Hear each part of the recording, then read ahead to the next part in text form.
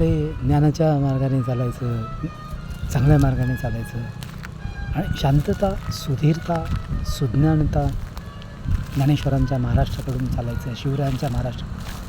तो लोक इतकी भरकटलीत ना आता, म्हणजे त्यांना वाईट गोष्टीशिवाय काय सुचतच नाही लोकांना.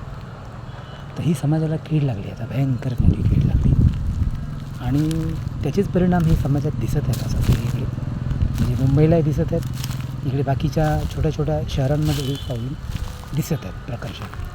बरोबर. आणि मी जंगलातून आता बाहेर निघालो, कारण की त्या जंगलामध्ये पण कसे काय काय पापी माणसं आहेत ना, त्यांना खरा संत, खरा तपस्वी कळत नाही आणि ती पापी माणसं आपली हकलपट्टी करतात. बरं. आता मुंबईच्या एक तिथे कुत्रे मांजरं आहेत, त्यांनी आपली हकलपट्टी करण्याचा प्रयत्न केला, पण त्यांच्यावरती रामबाण उपाय मला भेटला. ती मुंबईचे कुत्रे मांजरं आहेत ना, त्यांना सुधारणारी एक बजरंगबली सेनाच मला प्राप्त झाली.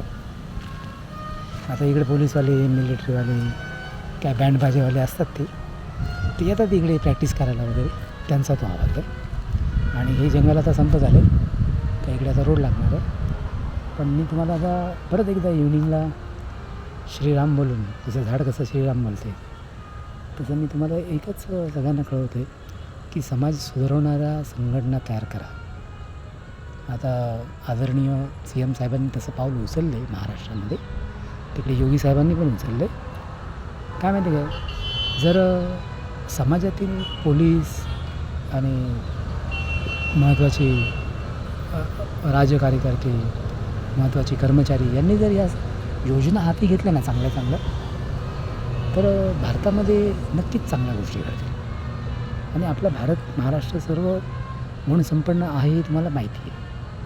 मग तुम्हाला मी तुमच्यातली न्यूनता यासाठी सांगतो आहे की तुमचा कमीपणा हा दिसू लागलेला आहे सगळ्यांचाच. म्हणजे समाजात दररोज एक वेगळंच चित्र दिसतं आपल्याला, अतिशय घाणेरडं.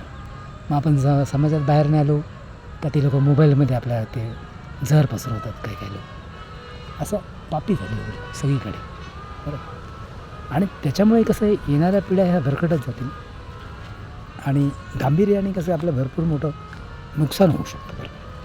बरोबर.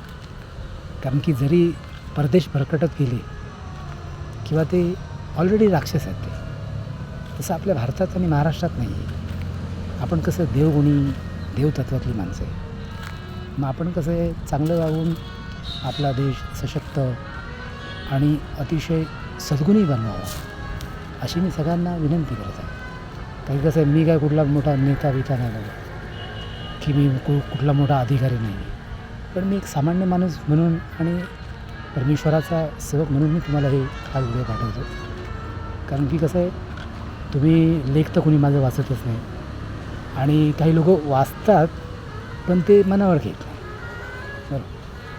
तर अशा प्रकारची ही प्रवृत्ती आढळून आली. बरं. तर तुम्ही शक्यतो काय करा, हे बारकाईने याचा अभ्यास करा, अक्षरांकडे लक्ष द्या.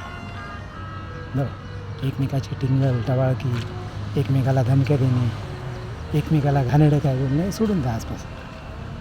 बरं. कारण की हा ज्ञानेश्वरांचा महाराष्ट्र आहे आणि मला तर परमेश्वर भेटला.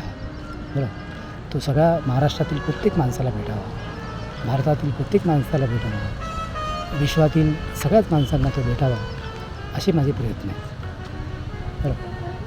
तर मी आता जंगलाच्या जवळ बाहेर आलो, इथे रोड लागला, तर मला आता जास्त काय बोलता येणार नाही, तर रोडवरती कर्कश आवाज असतो.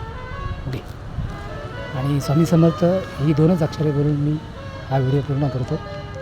ज्यांना कोणाला घ्यायचा त्यांनी घ्या, ज्यांना अशी भंकस भाषा वाटत असेल त्यांनी हा विषय सोडून द्या. चला, स्वामी समर्थ.